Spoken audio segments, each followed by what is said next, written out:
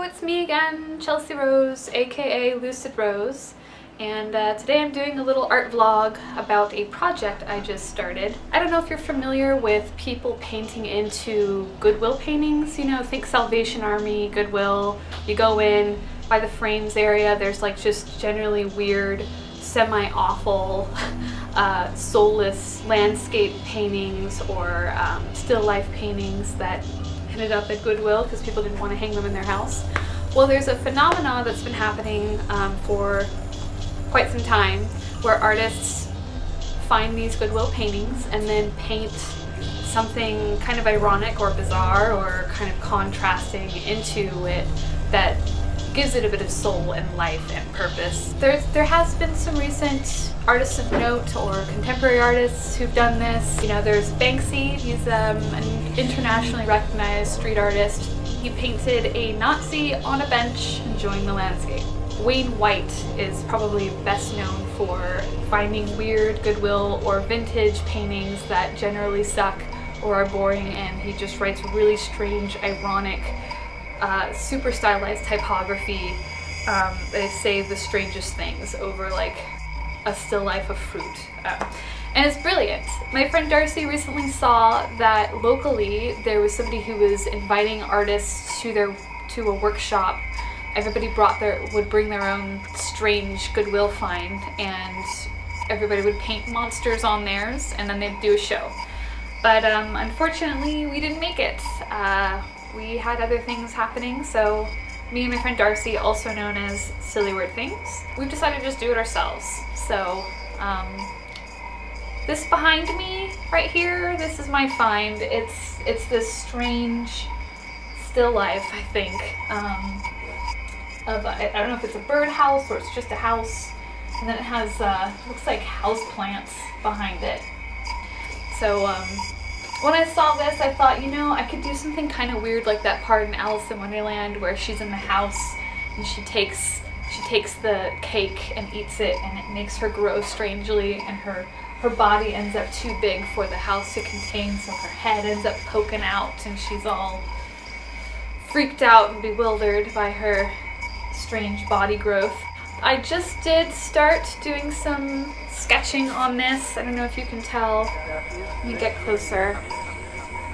There's her head coming out of that hole there, and then there's her body laying underneath the house.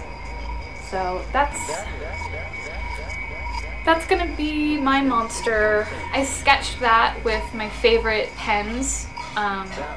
They are Faber-Castell India ink pens, and they're pretty awesome. They come in a bunch of different sizes. For this one I used a brush tip to just kind of sketch on my idea. And what's cool about these is if you let it set for at least a day, it's waterproof, so you can go back in now and paint over the ink without worrying about it smearing or anything like that. Okay, so I'm getting ready to do some time-lapse videoing of me painting my weird Goodwill monster project piece. Well, I work in acrylic paint. System 3, Daler-Rowney, I guess that's how you say it, I'm not sure. But it's a student grade paint, but it's super heavy body, and its whole thing is that it kind of dries and behaves and looks quasi-oil paint. So it's richer and fuller and creamier and thick versus a lot of the acrylic paint, which I don't like, is very thin and flat and crappy. I'm only using cyan, magenta, and yellow. These are the only colors I use, and then I add white and black. Yeah, so anyway, let's get to it.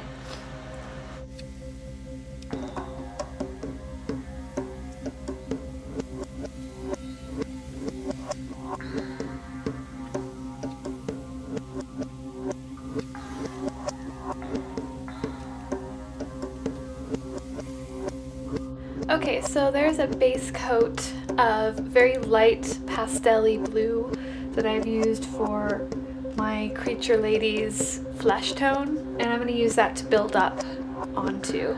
And it's also important at this point for me to choose where the light is coming from in this painting, where the light source is. And it looks like, since the front of the barn is lit, we have like a side that's dark. I'm gonna say the light's coming from this direction, with my highlights over here, my shadow over here.